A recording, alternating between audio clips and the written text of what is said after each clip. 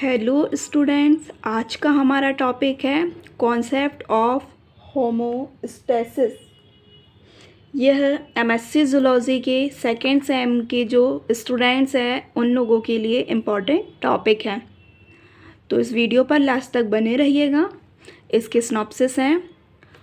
First है introduction, second है importance, aspects of homeostasis.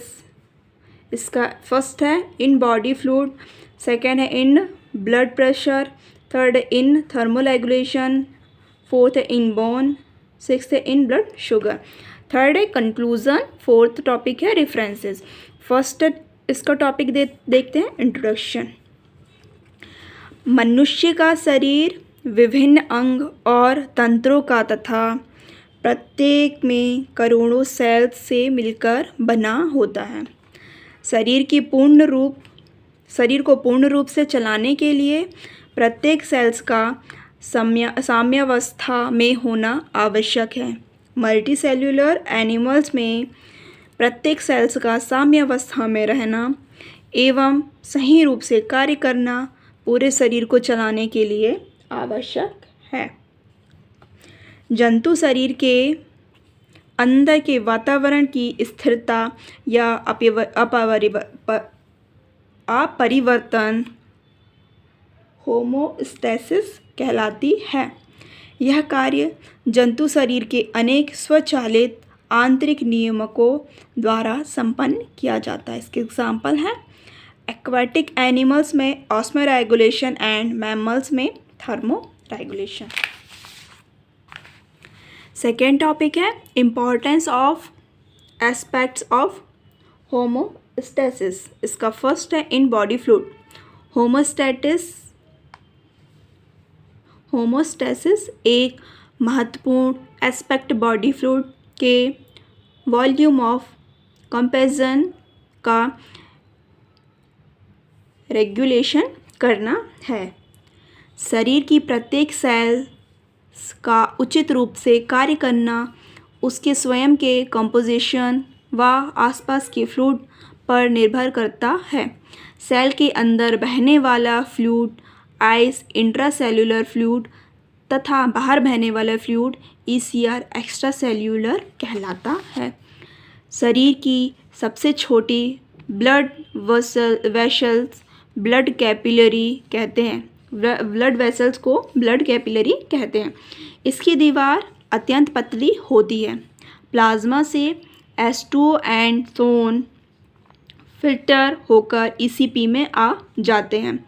जब होमोस्टैसिस डिस्टर्ब हो जाता है तो इससे बीमारी आ जाती है, और अगर बॉडी फ्लूइड को होमोस्टैसिस पर नहीं लाया जाता है तो अंत में मृत्यु भी हो सकती है। Second in blood pressure. Blood pressure वह प्रेशर है जो ब्लड के द्वारा की वेसल के विरुद्ध लगाया जाता है। जब हृदय की धड़कन तेज हो जाती है तो बीपी बढ़ता है। हाई बीपी को कुछ दाब संवेदनशील नर्व रिसेप्टर को आर्टरियल्स की दीवार में होती है के द्वारा ज्ञात किया जाता है। यह नर्व इम्पल्स को ब्रेन को भेजती है, जो इम्पल्स को पढ़कर वापस हृदय को भेज देती है। नेक्स्ट है इन थर्मोरेगुलेशन। स्किन थर्मोरेगुलेशन का कार्य करती है, जो इस प्रकार है। फर्स्ट है कभी कभी उद्दीपन होमोस्टैसिस के बदलाव। सेकेंड बॉडी टेम्परेचर की नियंत्रित दशा। Third थर्मोरिसेप्टर skin and brain. Fourth control centre. Fifth effectors sweet gland द्वारा पसीना निकलना वाष्पन के द्वारा बढ़ी ऊष्मा को कम करते हैं। सिक्स्थ रिस्पॉन्स शरीर के तापमान में कमी। नेक्स्ट पॉइंट है इन बोन्स। बोन्स के टिश्यू ऑफ स्केलेटन सिस्टम अनेक आधारभूत कार्य करते हैं, जैसे सपोर्ट, सुरक्षा, गति में सहायक के रूप में, ब्लड निर्माण के साइट स्थल, ऊर्जा संचयन आदि। इसमें 4 प्रकार की सेल पाई जाती है। फर्स्ट है ओस्टोजेनिक सेल, सेकेंड है ओस्टियोब्लास्ट सेल, थर्ड है ओस्टियोसाइट सेल, फोर्थ है ओस्टियोक्लास्ट सेल्स।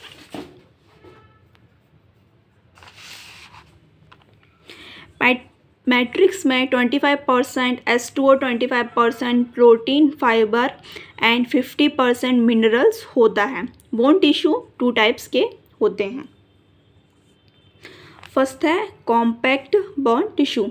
शरीर की सभी बोन बाहरी सतह कॉम्पैक्ट बोन टिश्यू की बनी होती है। सेकेंड है स्पॉन्ज बोन टिश्यू। यह हिप, स्ट्रम, vertebral column, vertebrae, skull etcetera के एंड पर पाई जाती है। नेक्स्ट पॉइंट है इन blood sugar, insulin and glycogen का ब्लड शुगर में नियमन।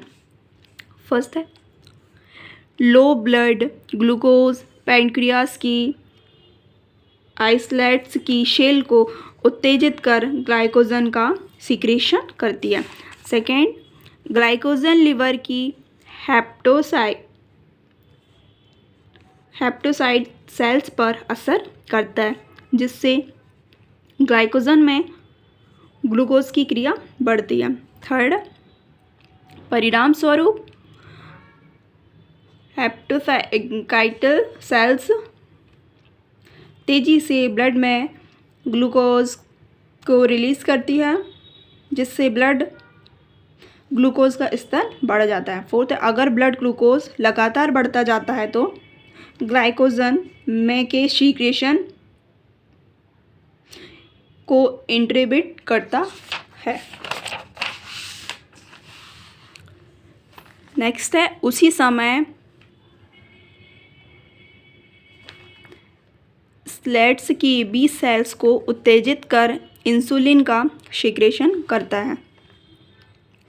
इस प्रकार इंसुलिन एंड ग्लाइकोजन की परस्पर फीड ब्लैक मैकेनिज्म द्वारा ब्लड शुगर का कंट्रोल को होमोस्टेसिस को स्थिर किया जाता है। थर्ड टॉपिक है कंक्लूजन।